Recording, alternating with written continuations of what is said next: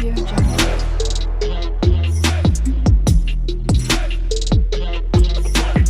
Audio Jungle.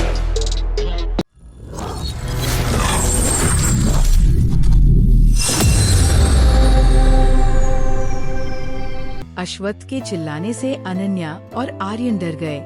वो दोनों ही अहम के पीछे जाकर छुप गए और फिर अपनी मुंडी निकालकर अश्वत्थ के डरावने चेहरे को देखने लगे।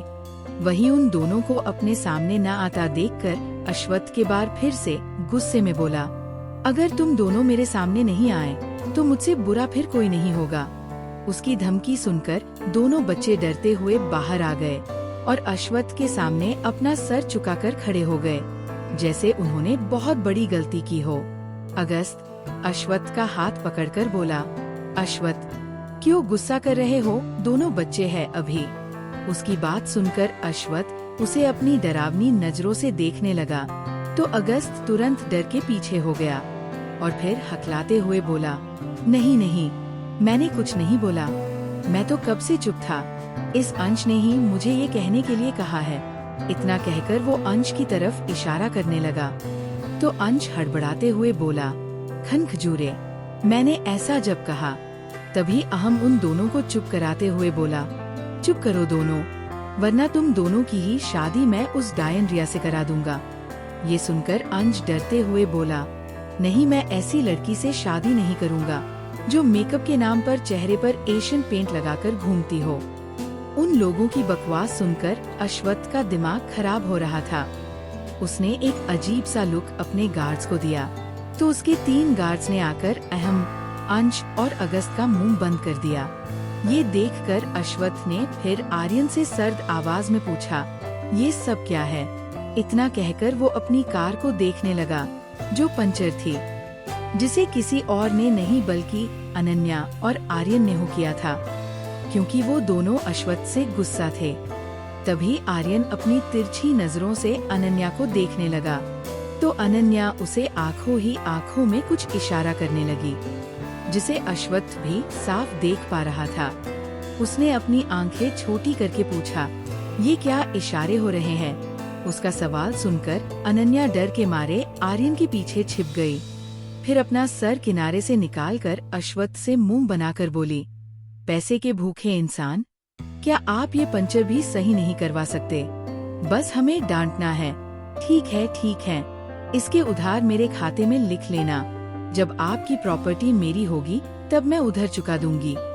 अनन्या का साथ देते हुए आर्यन भी मुंह बनाकर बोला, भाई, मैंने कभी नहीं सोचा था कि आप इतने लालची भी हो सकते हैं। क्या आप इस पंचर के पैसे हमसे लेना चाहते हैं। इतना कहकर वो रोनी सूरत बनाकर अनन्या को देखते हुए आगे बोला, लिटिल बेब मॉम, हम गरीब है इसलिए भाई हमें परेशान कर रहे हैं। ये सुनकर अनन्या गुस्से से अश्वत्थ को देखने लगी, मगर अश्वत्थ की लाल आंखें देखकर वो फिर से डर गई और कस के आर्यन का हाथ पकड़ लिया। वही उसे खुद से डरता देखकर अश्वत्थ के चेहरे पर इविल स्माइल आ गई। वो धीरे धीरे अनन्या और आर्यन की तरफ बढ़ने लगा तो आर्यन और अनन्या डर के मारे पीछे जाने लगे। अश्वत्थ अपने लंबे लंबे कदमों से उन दोनों के पास पहुंचकर दोनों के ही हाथ पकड़कर अंश, वेद, अहम और अगस्त से बोला, राठौर मिशन। इतना कहते ही उसने अनन्या और आर्यन को जबरदस्ती दूसरी कार में ठूंस दिया और फिर खुद भी बैठ गया। अश्वत्थ ने उन दोनों का हाथ इसलिए पकड़ा था क्योंकि उसे पता था आर्यन राठौर मिशन का नाम सुनकर खुद भी भाग जाएगा और अनन्या को भी अपने साथ ले जाएगा। वही अश्वत्थ के जाने के बाद अगस्त अपने होश में आते हुए बोला, ये मैं क्या सुन रहा हूँ। अश्वत्थ राठौर मिशन जा रहा है, ये चमत्कार कैसे हो गया है। उसकी बात सुनकर वेद भी हैरानी से बोला, कहीं मैं सपना तो नहीं देख रहा हूँ। एक मिनट, कहीं भाई लिटिल बेब को तो सबसे मिलने नहीं ले जा रहे हैं। ये सुनकर अहम खुश होकर बोला, फिर तो तमाशा देखने में मजा आएगा। क्या पता वहाँ बॉस को डांट पड़ती हुए हो देखने को मिल जाए। अंश ने तो किसी का इंतजार भी नहीं किया और सीधा कर मैं बैठ गया और खिड़की से मुंडी निकालकर उन तीनों से बोला, जल्दी चलो वरना पिक्चर मिस हो जाएगी। सिर्फ ये तीनों ही नहीं बल्कि सभी बॉडीगार्ड्स भी तमाशा देखने के लिए एक्साइटेड थे, क्योंकि जब भी अश्वत्थ अपने परिवार से मिलता था तो उन सभी को एक अच्छा तमाशा देखने को मिलता था। कुछ वक्त बाद सभी की कार रॉकेट की स्पीड से राठौर मिशन के लिए निकल गई। वही अश्वत्थ की कार अभी कुछ ही दूरी पर पहुंची थी कि तभी उसके बॉडीगार्ड्स की कार रॉकेट की स्पीड से उसके कार को ओवरटेक करके निकली। ये देखकर आर्यन जो नाराज होकर बैठा था वो खिड़की के बाहर अपना सर निकालकर चिल्लाने लगा, अरे कहाँ जा रहे हो, रुको हमारे लिए। पर बेचारे को आवाज किसी ने नहीं सुनी तो उसने अपनी मुंडी घुमाकर कार के पीछे देखा जहाँ कोई नहीं था।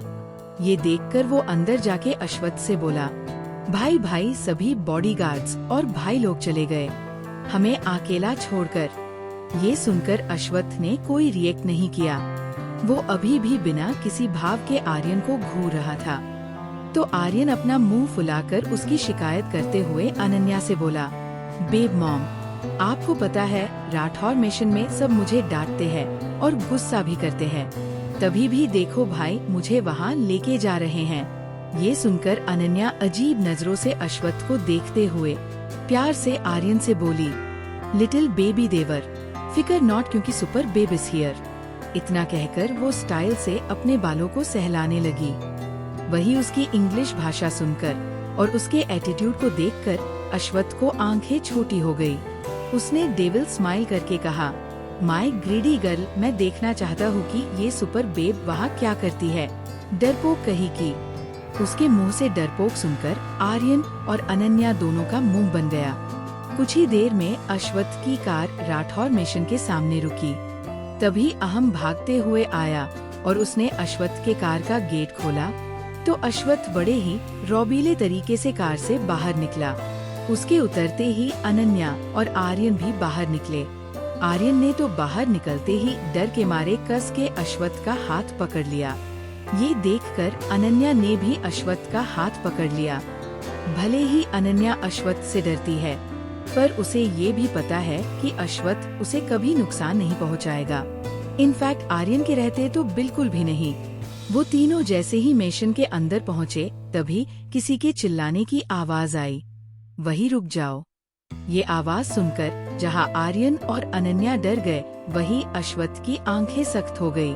उसने घूर के अपने सामने आ रहे इंसान को देखा जिसकी उम्र लगभग 45 साल थी। ये है अश्वत्थ के बड़े पापा जिन्होंने आर्यन को देखते ही उसे अंदर आने से रोक दिया था। अश्वत्थ के बड़े पापा आर्यन के सामने खड़े होकर गुस्से से बोले, तुम यहाँ पर क्या कर रहे हो, निकलो यहाँ से।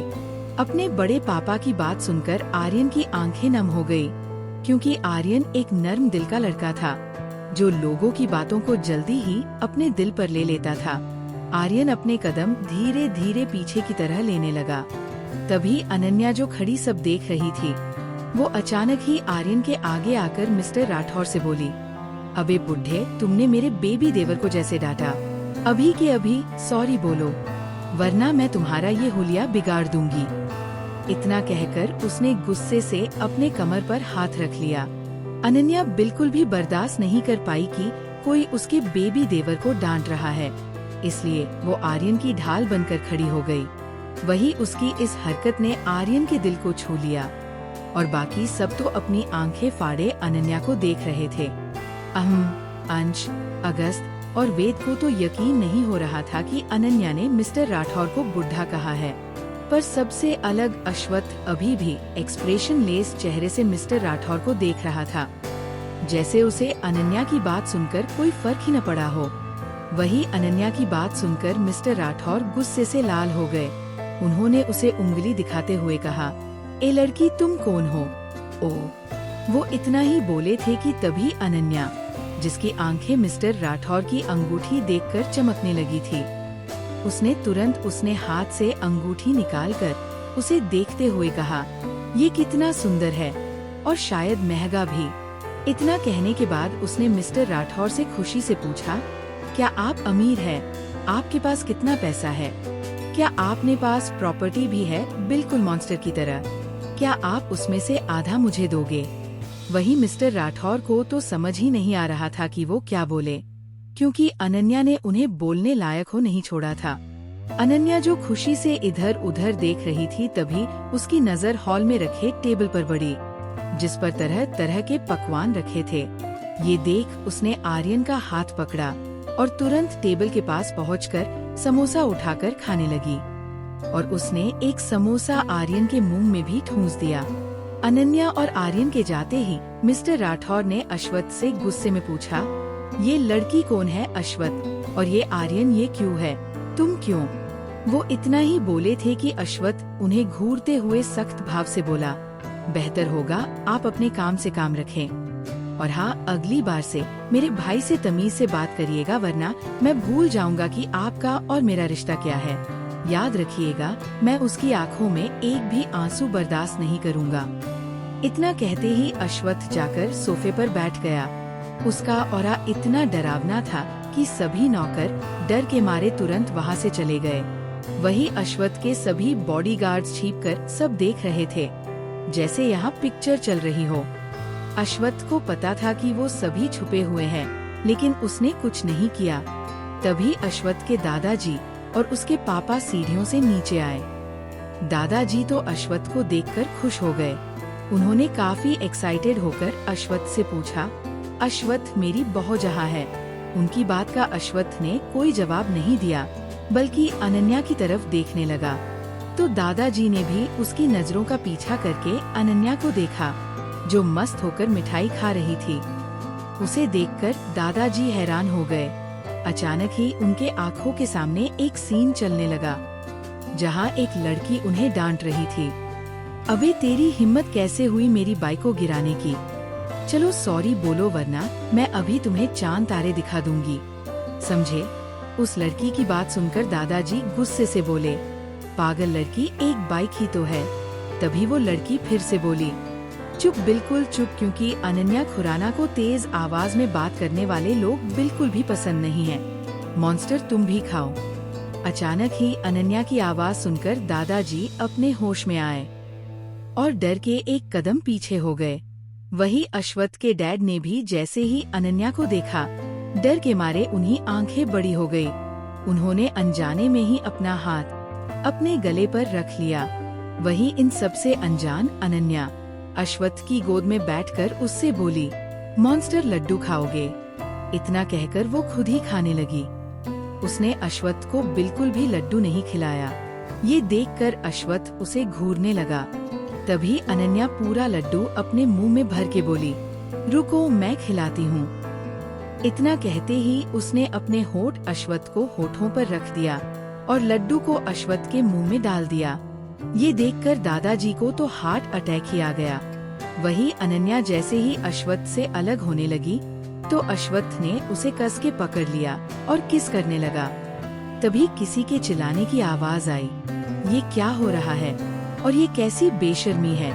ये सुनकर अनन्या एकदम से खड़ी होकर उछलते हुए बोली, ये मतलब शादी में फायदा है, चलो जल्दी से मेरी शादी करा दो।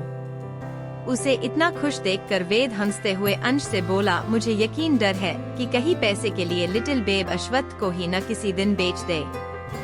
उसकी बात सुनकर सभी बॉयज चौंक गए, क्योंकि कहीं न कहीं उन्हें वेद की बात सही लग रही थी। अब तो वो सब अश्वथ को लेकर घबराने लगे थे।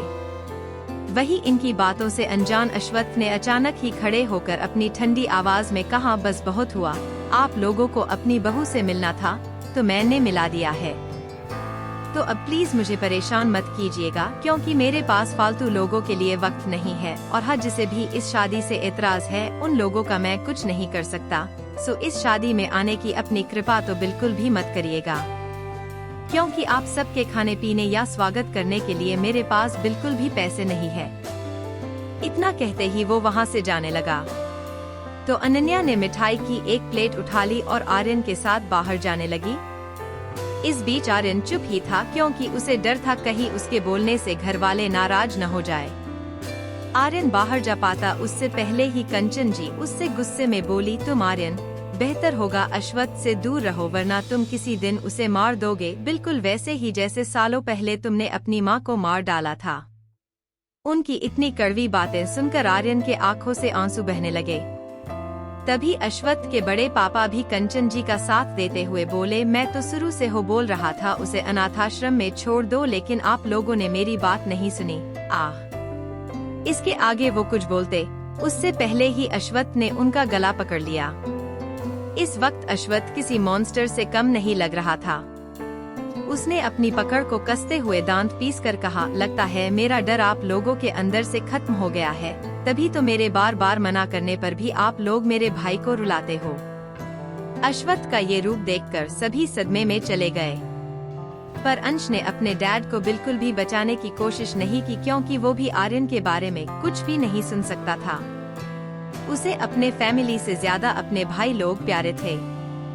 वही कंचन जी और बाकी सब मिलकर अश्वत्थ को उसके बड़े पापा से अलग करने की कोशिश कर रहे थे। ये देखकर अश्वत्थ ने एक झटके से अपने बड़े पापा को छोड़कर गुस्से से वार्निंग देते हुए कहा, अगली बार मैं किसी भी रिश्ते का लिहाज नहीं करूँगा। इतना कहते ही वो वहाँ से चला गया। उसके पीछे पीछे बाकी सब भी चले गए थे। वही कार के अंदर अश्वत्थ अभी भी बेहद गुस्से में था और उसके बगल में अनन्या डरते हुए बैठी थी, जिसके कंधे पर आर्यन डर रखकर बैठा था। आर्यन के चेहरे पर इस वक्त सिर्फ दर्द था जो अश्वत्थ से देखा नहीं जा रहा था। तभी अश्वत्थ के सर पर अनन्या ने अपना हाथ रखा और उसके सर को अपने कंधे पर रख दिया। उसकी इस छोटी सी हरकत ने अश्वत्थ के दिल को छू लिया। उसका गुस्सा भी अचानक कहीं गायब हो गया और उसके चेहरे पर एक सुकून आ गया। इस वक्त अश्वत्थ अपने रूम में बैठा था। भले ही वो ऊपर से शांत लग रहा था, पर उसका मन अंदर से पूरी तरह अशांत था। वो इस वक्त दर्द और गुस्से से जल रहा था। अश्वत्थ बचपन से ही सबसे अलग रहना पसंद करता था, पर जब वो 5 साल का था तभी उसके साथ ऐसा कुछ हुआ था, जिसके कारण वो अपनी माँ से नफरत करने लगा था। वो भले ही परिवार वालों के साथ रहता था, पर उसने सभी को खुद से और अपने दिल से दूर कर लिया था। अश्वत्थ कभी भी अपना दर्द किसी से नहीं बांटता है और न ही वो अपने भाइयों और दोस्ती के सिवा ज्यादा किसी से बात कर है। यही कारण है कि उसे गुस्सा ज्यादा आता है। अश्वत्थ ने अपनी टाई को ढीला करते हुए कपबोर्ड से अपने कपड़े निकाले और वॉशरूम में चला गया। शावर के नीचे खड़े होकर उसने कस के अपनी आंखें बंद कर ली और अपने पास्ट के बारे में सोचने लगा, जहां आर्यन जमीन पर पड़ा रो रहा था और सभी राठौर फैमिली उसे गुस्से से देख रहे थे। तभी कंचन जी आर्यन के बालों को पकड़कर उसे घर से बाहर निकलते हुए गुस्से से बोली, आर्यन, तुम जैसे लड़के के लिए इस घर में कोई जगह नहीं गई, निकलो यहाँ से।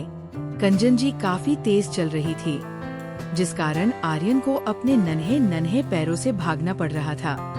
आर्यन रोते हुए कंचन जी से खुद को छोड़ने के लिए भी कह रहा था। आर्यन रोते हुए बोला, मम्मा दर्द हो रहा है, प्लीज मुझे छोड़ दो। पर कंचन जी तो जैसे पत्थर दिल हो गई थी, जैसे उन्हें कुछ सुनाई ही नहीं दे रहा था। उन्होंने बाहर जाकर आर्यन को जमीन पर पटक दिया और फिर उसे उंगली दिखाते हुए बोली, तुम्हें मार जाना चाहिए, बिल्कुल वैसे ही जैसे तुम्हारे कारण तुम्हारी माँ मर गई। और हाँ, मैं तुम्हारी माँ नहीं हूँ। वही कंचन ने आर्यन को इतनी तेज से जमीन में पटका था कि छोटे आर्यन को चोट लग गई और वो जोर से चीखा, आह भाई बचाओ भाई। आर्यन की चीख सुनकर अश्वत्थ होश में आया और उसने एक झटके से अपनी आंखें खोल दी। उसकी आंखें इस वक्त बिल्कुल लाल पड़ चुकी थी।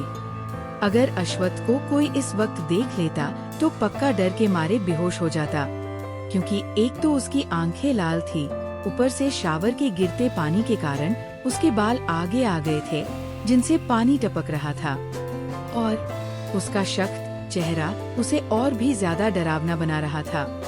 अश्वत्थ ने कांच के वाल पर गुस्से से एक मुक्का मारते हुए कहा, मेरी गैर मौजूदगी में जो कुछ भी मेरे भाई के साथ हुआ था उसे नहीं कभी नहीं भूलूंगा और ना ही मैं किसी को भूलने दूंगा। इतना कहते ही उसके चेहरे पर एक इविल स्माइल आ गई। आधे घंटे बाद अश्वत्थ जैसे ही वॉशरूम का गेट खोलकर बाहर निकला तो अपने सामने का नजारा देखकर उसकी आंखें छोटी हो गई। वही अनन्या घूमते टहलते अश्वत्थ के रूम में आ गई थी। इस वक्त वो अश्वत्थ के बेड पर लेटकर खुद को रोल करके एक तरफ से दूसरी तरफ जा रही थी।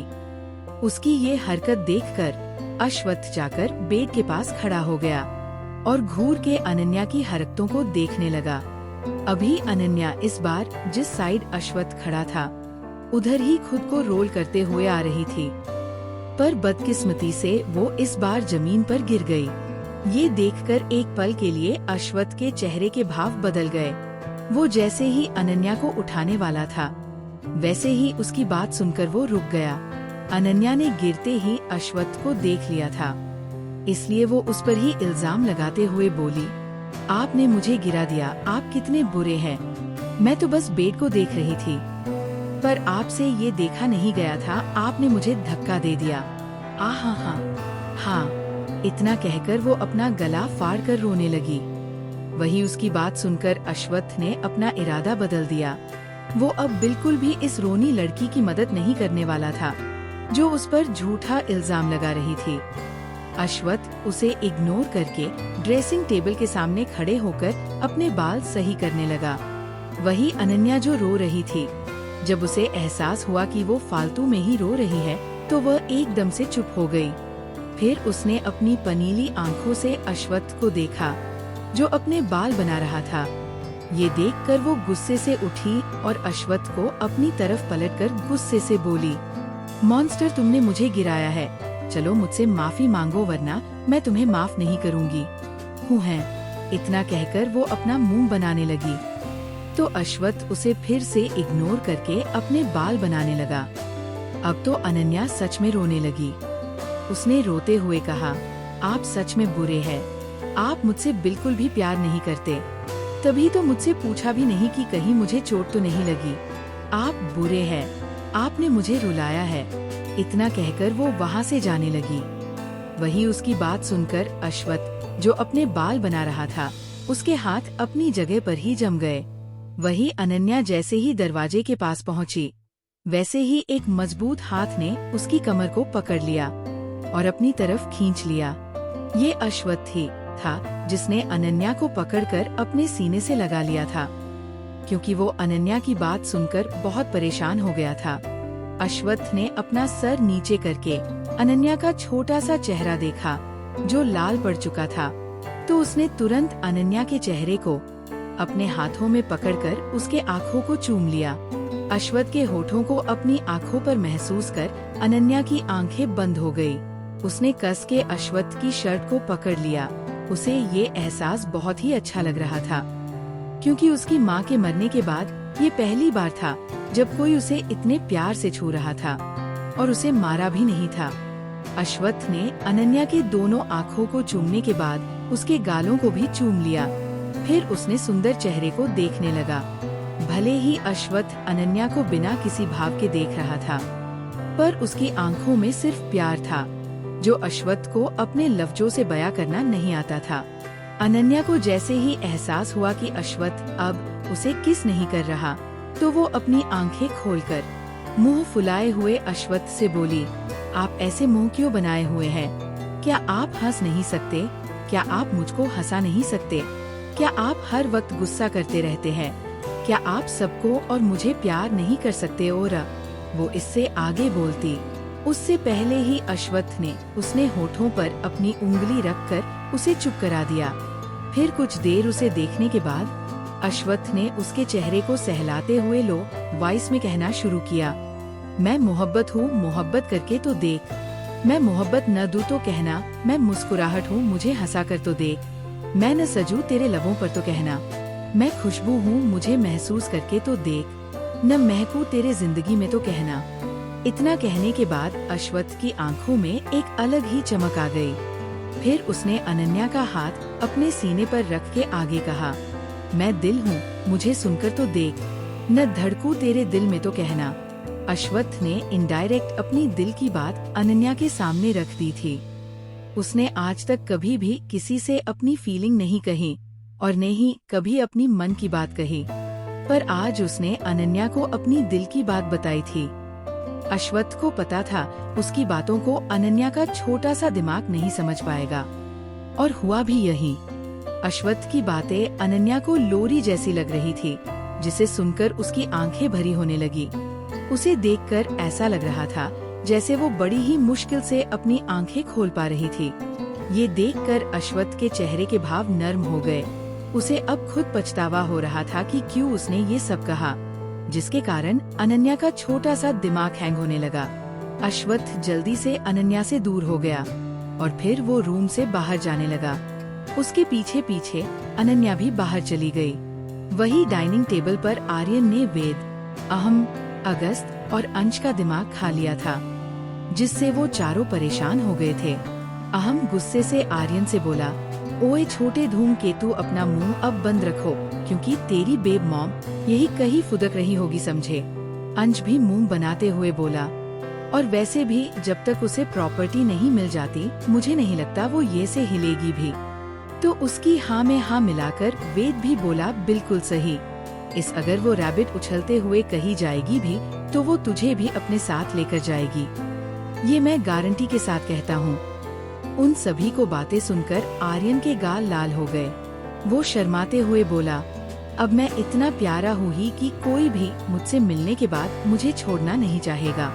उसके शर्माते हुए चेहरे को देखकर चारों लड़के हंसने लगे।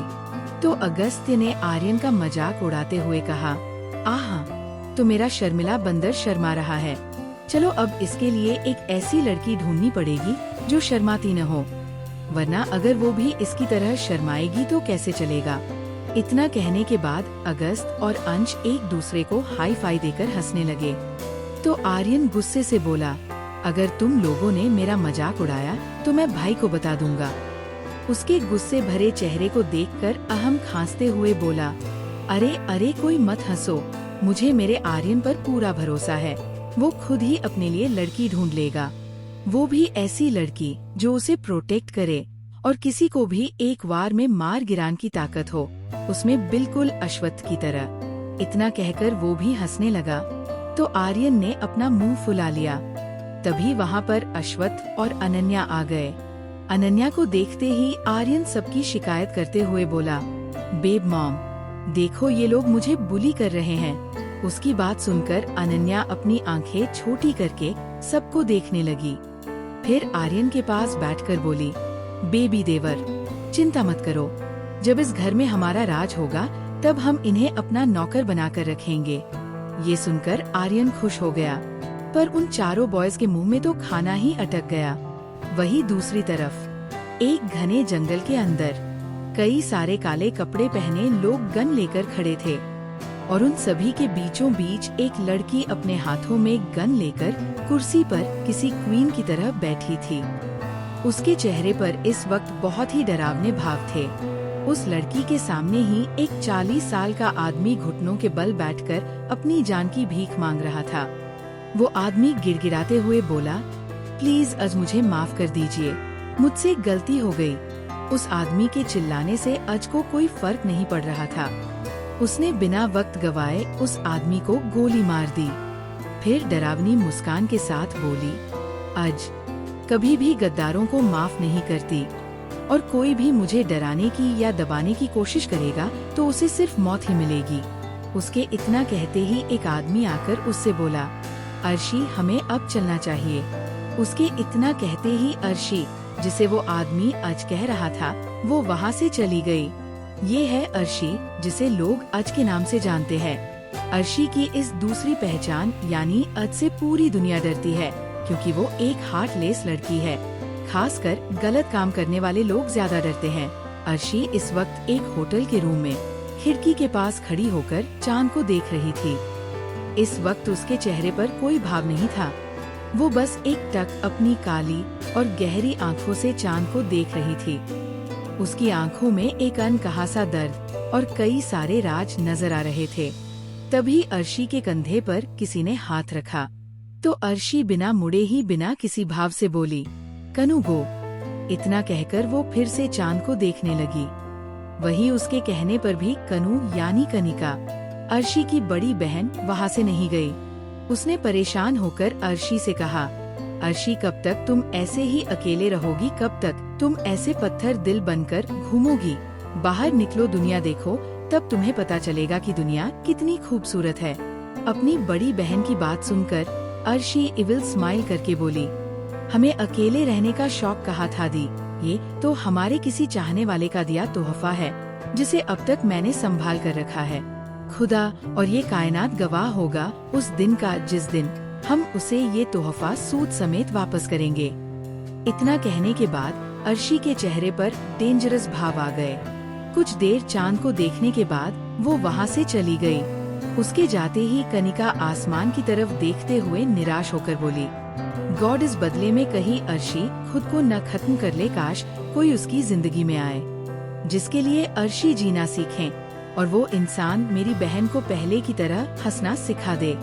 इतना कहते ही उसने अपने आंखों में आए आंसू को पोंछा और फिर वो भी वहाँ से चली गई।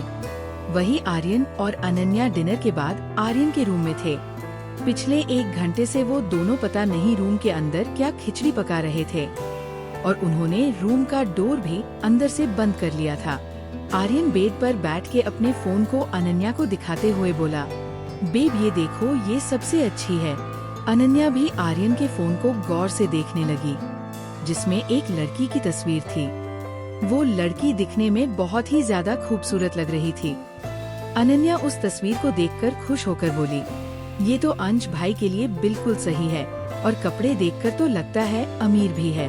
उसकी हाँ में हाँ मिलाकर आर्यन भी बोला, यस बेब वो बहुत अमीर है। चलिए इनकी डेट फिक्स करते हैं, मैं इस लड़की को कल मिलने को बोल देता हूँ।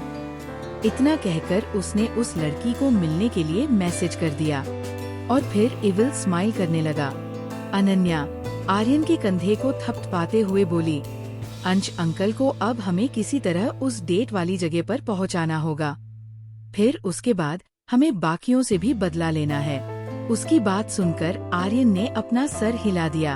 आर्यन और अनन्या ने अंश से बदला लेने के लिए उसके लिए शादी.com से एक लड़की पसंद कर ली। यही नहीं, उन दोनों ने तो उसकी डेट भी फिक्स कर दी। इन सब से अनजान अंश घोड़े बेचकर अपने रूम में सो रहा है। बेचारे को तो पता ही नहीं था कि उसके भाई ने और उसकी होने वाली भाभी ने मिलकर उसकी जिंदगी बर्बाद करने की पूरी प्लानिंग कर ली है। वही अहम और अगस्त आर्यन के रूम के बाहर खड़े थे, क्योंकि वो दोनों ही आर्यन और अनन्या के शैतानियों से वाकिफ थे। अगस्त दरवाजे को घूरते हुए बोला, पता नहीं क्यों मेरी अंतरात्मा मुझसे कह रही है कि ये दोनों कुछ बड़ा करने वाले हैं। उसकी हाँ में हाँ मिलते हुए अहम भी बोला, नजर रखना पड़ेगा इन पर, दोनों बड़ी हो चालू चीज है। इतना कहकर फिर दोनों वहाँ से चले गए। वही आर्यन से कुछ देर बात करके अनन्या अपने रूम की तरफ जाने लगी, पर वो गलती से अश्वत्थ के रूम में पहुँच गई। अनन्या जैसे ही रूम में आई वो तुरंत बेड पर कूद गई।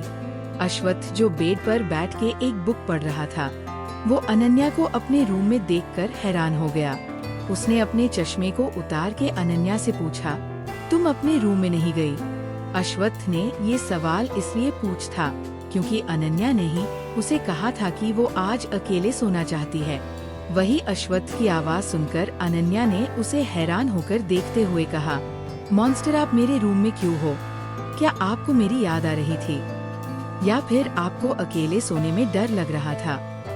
ये सुनकर अश्वत्थ ने अपना सर नमे हिला दिया कि इस लड़की का कुछ नहीं हो सकता। फिर उसने अनन्या को इग्नोर किया और अपनी बुक पढ़ने लगा।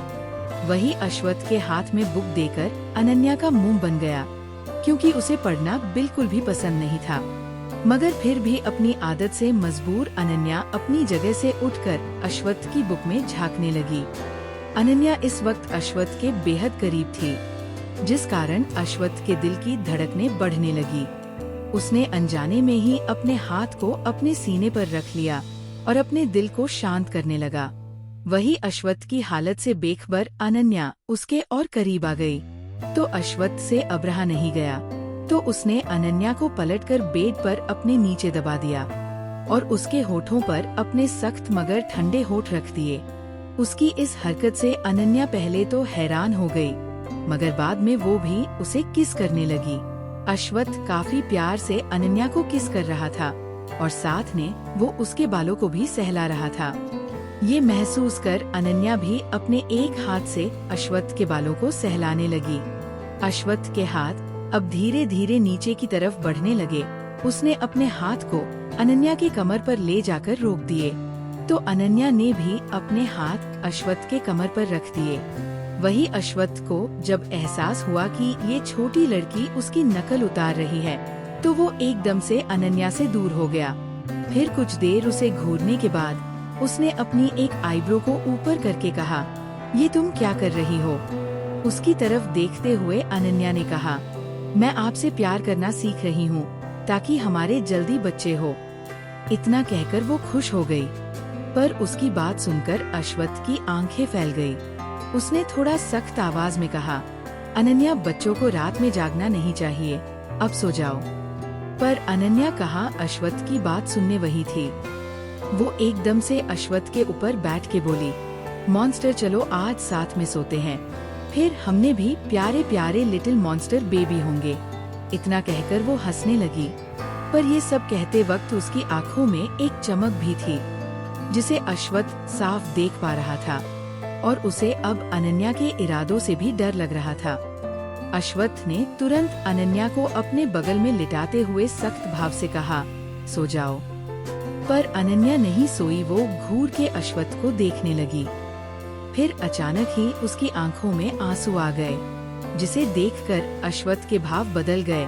उसे अपने अंदर कुछ चुभता हुआ महसूस होने लगा।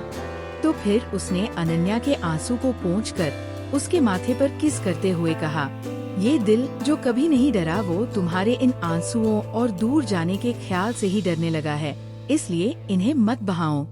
पता नहीं, पर अश्वत्थ को अनन्या के आंसू बर्दाश्त नहीं हो रहा था। उसकी बात सुनकर अनन्या रोते हुए बोली, तो आप ही तो रुला रहे हो, एक बेबी ही तो मांगा है। फिर से बच्चे की बात सुनकर अश्वत्थ ने गहरी सांस लेकर पूछा, क्या करोगी बच्चे का? तो अनन्या एकदम से खुश होकर बोली, मैं उसे सबको दिखाऊंगी कि मेरे पास भी बेबी है।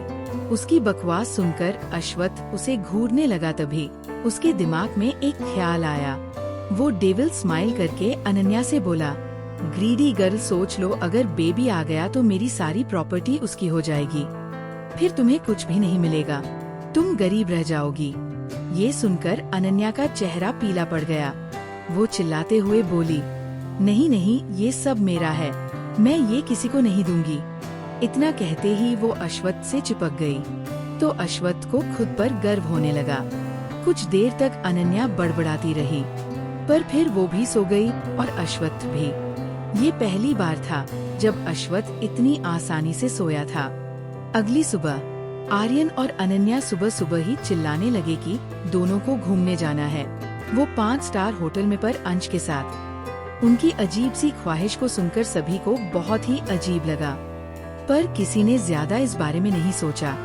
वही अश्वत्थ जैसे ही नीचे आया, अहम ने उसे सब कुछ बता दिया। तो अश्वत्थ अपनी सर्द आवाज में मना करते हुए बोला, बिल्कुल नहीं, ये दोनों कहीं नहीं जाएंगे।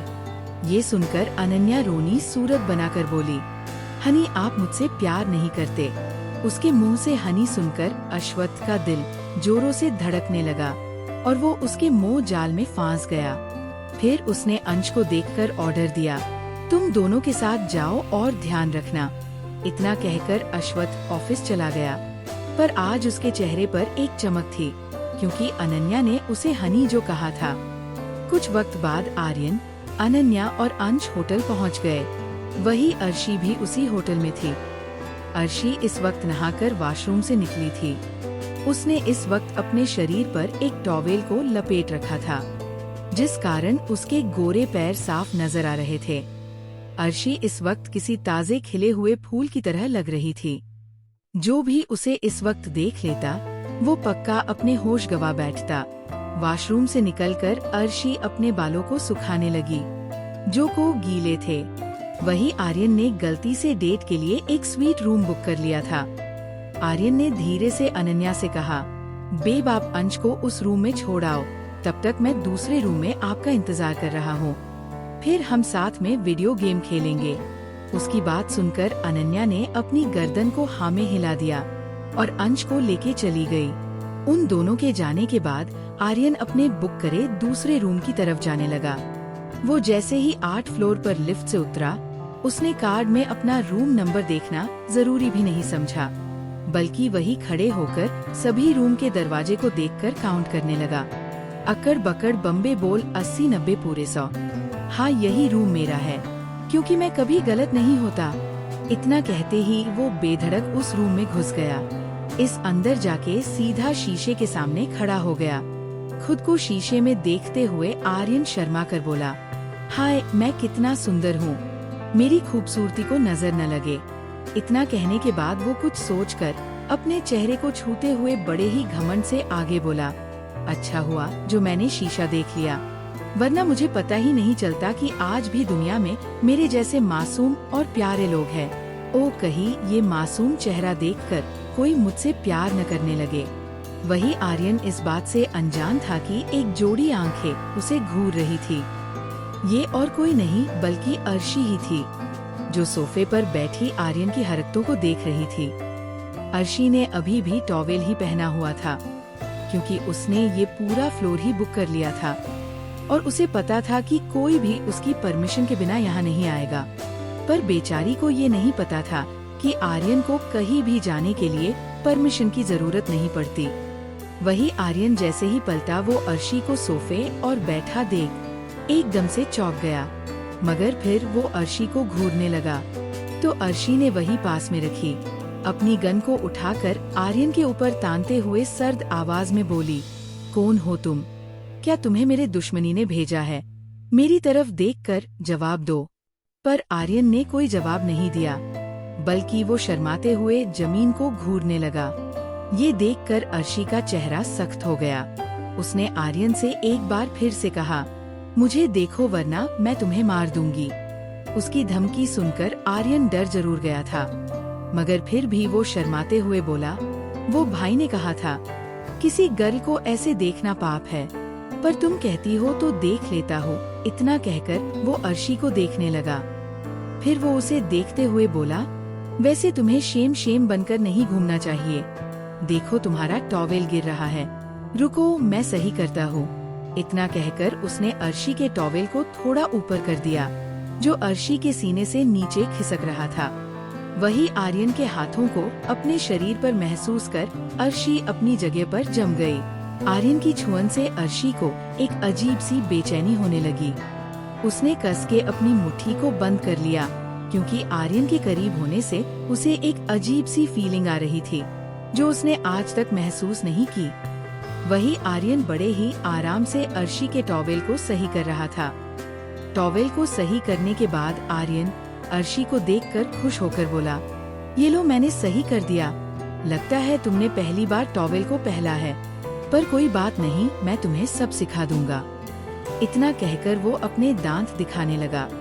वही उसकी बात सुनकर अर्शी ने बिना किसी भाव के अपने दांत पीसते हुए कहा, तुम्हारी हिम्मत कैसे हुई मुझे इस तरह से छूने की? आर्यन ने अर्शी के गुस्से पर ध्यान नहीं दिया और उसके गर्दन को छूते हुए मासूमियत से बोला, मैंने तो ऐसे छुआ था, क्या तुमने देखा नहीं? कोई बात नहीं, अब देख लो।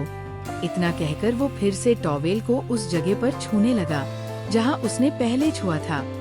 उसकी इस हरकत से अर्शी ने उसका हाथ पकड़कर कस के मोड़ दिया और फिर उसे सोफे पर धक्का देकर गुस्से से बोली, कौन हो तुम? मैं ये आखिरी बार पूछ रही हूँ। सोफे पर गिरते ही आर्यन को गुस्सा आ गया, मगर जैसे ही उसने अर्शी की ठंडी आवाज सुनी तो उसके दिल ने जैसे गिटार बजने लगे।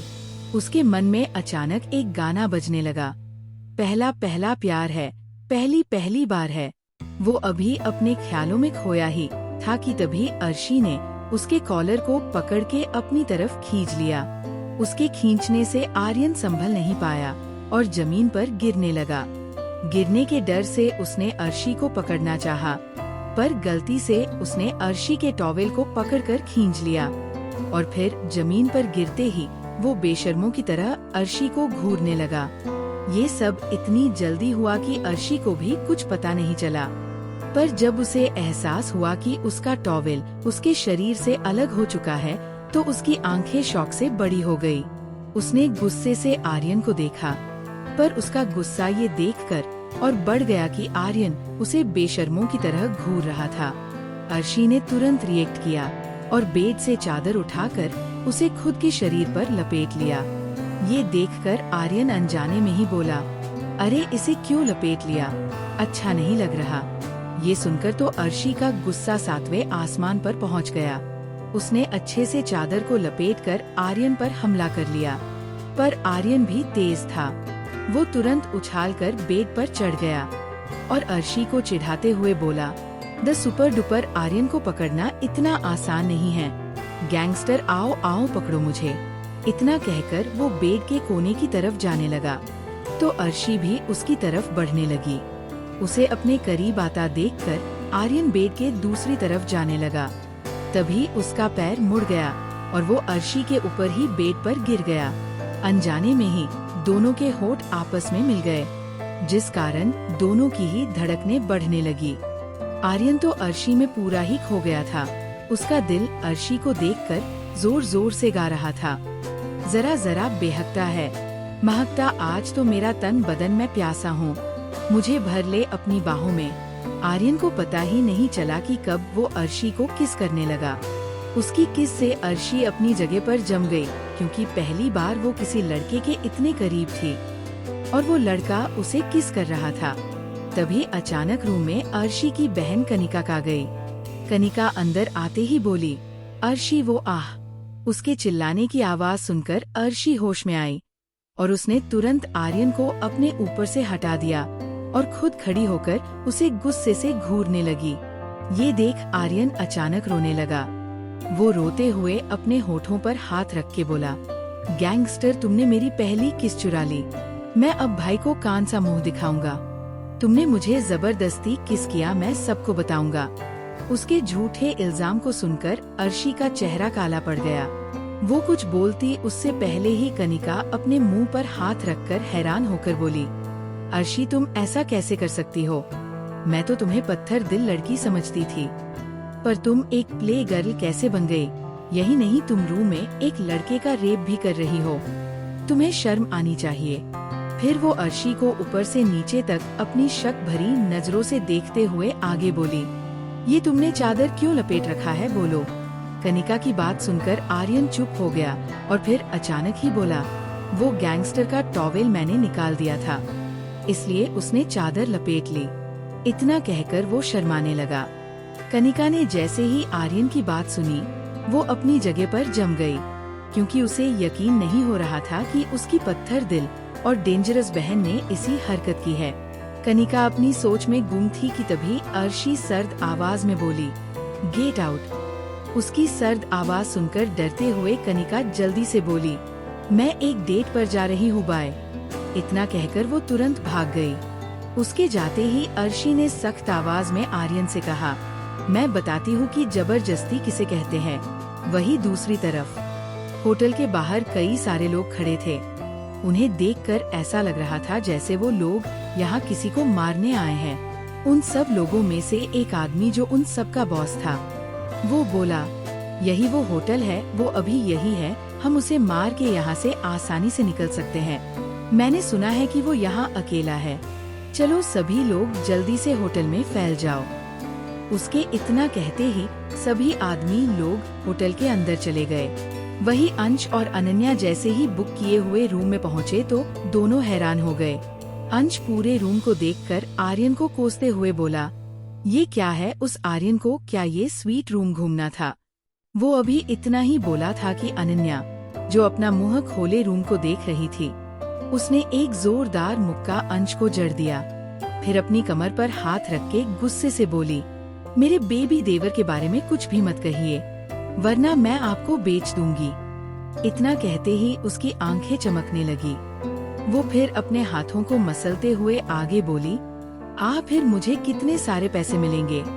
फिर मैं और आर्यन मिलकर उन पैसों से शॉपिंग करेंगे, चॉकलेट खाएंगे, कितना मजा आएगा। फिर उसकी बातें सुनकर बेचारे अंश को अब डर लग रहा था।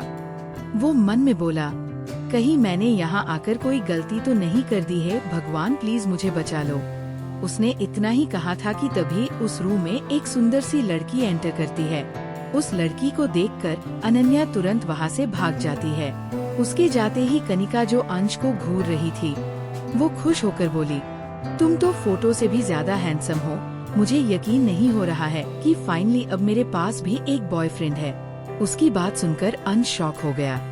फिर वो अपने आसपास देखते हुए कंफ्यूज होकर बोला, कौन बॉयफ्रेंड? तुम किसकी बात कर रही हो? इतना कहने के बाद वो कनिका को घूरने लगा।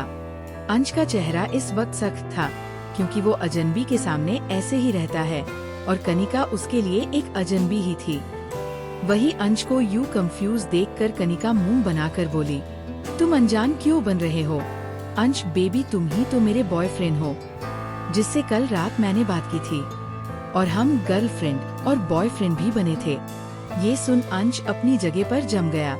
फिर वो थोड़े गुस्से से बोला, क्या तुम पागल हो गई हो? मैं तुम्हें नहीं जानता और न ही मैंने तुम्हें अपनी गर्लफ्रेंड बनाया है, समझी? इतना कहकर वो रूम से बाहर जाने लगा तो कनिका उसे रोकते हुए अपनी कमर पर हाथ रख के बोली, 1 मिनट, तुम ऐसे नहीं जा सकते। इतना कहने के बाद उसने अपने फोन में अंश को कुछ दिखाते हुए कहा, ये देखो, ये हमारी कल की चैट है जो तुमने मेरे साथ की थी, और अब तुम मुझे पहचान भी नहीं रहे हो। इतना कहने के बाद वो गुस्से से अंश को देखने लगी। वही अंश वो अपनी आंखें फाड़े उस चैट को देख रहा था। उसे यकीन ही नहीं हो रहा था कि ये सारे चैट उसके फोन से ही हुए हैं। चैट को पढ़ते हुए अचानक अंश बोला, 80 लाख। ये सुनकर कनिका गुस्से से बोली, हाँ, इस डेट के लिए और मेरा बॉयफ्रेंड बनने के लिए तुमने मुझसे पूरे 80 लाख लिए हैं। अंश तो एकदम स्पीचलेस हो गया, क्योंकि उसके पास बोलने के लिए अब कुछ भी नहीं था। वही अश्वथ के ऑफिस में अश्वथ अपने कैबिन में बात कर काम कर रहा था और अगस्त, वेद अपना सारा काम छोड़कर सोफे पर बैठे अश्वथ को घूर रहे थे। अहम से जब रहा नहीं गया तो वो अश्वथ से बोला, बॉस, आप इतने रिलैक्स कैसे हो सकते हैं, ये जानते हुए कि आर्यन का बाहर रहना किसी के लिए भी सेफ नहीं है। वेद भी अहम की हाँ में हाँ मिलाकर अश्वथ से बोला, भाई, अहम सही कह रहा है, आर्यन को हमें ऐसे नहीं छोड़ना चाहिए। भाई, अगर आप कहे तो क्या मैं होटल जाऊं? अश्वथ के ऊपर तो जैसे किसी की बातों का कोई असर ही नहीं हो रहा था। वो अभी भी बस अपना काम कर रहा था।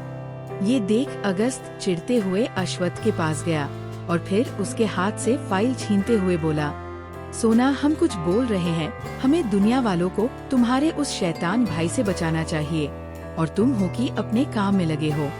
ये बात तुम भी अच्छे से जानते हो कि आर्यन को ऐसे खुले आम नहीं छोड़ा जा सकता था, क्योंकि वो एक शैतान है, और अब तो उसके साथ दूसरी शैतान भी है। उसकी बात से इरिटेट होकर अश्वथ उसे गुस्से से घूरने लगा तो अगस्त डरते हुए बोला, मैं तुमसे डरता नहीं हूँ, इसलिए मुझे आंखें मत सिखाओ, क्योंकि आंखें दिखाना मुझे भी आता है, समझे? इतना कहकर वो भी अश्वथ को घूरने लगा। अगस्त, वेद और अहम, ये तीनों ही जब से ऑफिस आए हैं, इनका मन किसी काम में लग ही नहीं रहा, क्योंकि इन तीनों का सारा ध्यान तो आर्यन पर था। वो इसलिए क्योंकि इन तीनों को ही डर है कि आर्यन बाहर जाके किसी न किसी को जरूर परेशान करेगा, और अब तो उसके साथ अनन्या भी थी, इसलिए वो तीनों और भी ज्यादा परेशान थे। अश्वथ उन तीनों को देखकर गुस्से से बोला, बस बहुत हो गया, अब निकलो यहाँ से। वही अनन्या रूम से निकलने के बाद होटल में ही घूमने लगी, क्योंकि बेचारी को पता नहीं था कि उसे किस रूम में जाना है। अनन्या जाकर एक गलियारे में खड़ी हो गई और वो भी आर्यन की ही तरह हर रूम के दरवाजे को घूरे हुए बोलने लगी, अकड़ बकड़ बॉम्बे बोल, 80-90 पूरे 100। इतना कहते ही अनन्या खुश कर बोली, यही रूम है जहाँ आर्यन मेरा इंतजार कर रहा होगा। इतना कहते ही वो दौड़ते हुए सीधा उस रूम में घुस गई। रूम में पहुँचते ही उसकी नजर सामने टेबल पर रखे बैग पर पड़ी, जिसके अंदर ढेर सारा पैसा था। ये देखकर अनन्या की आंखें लालच से चमकने लगी।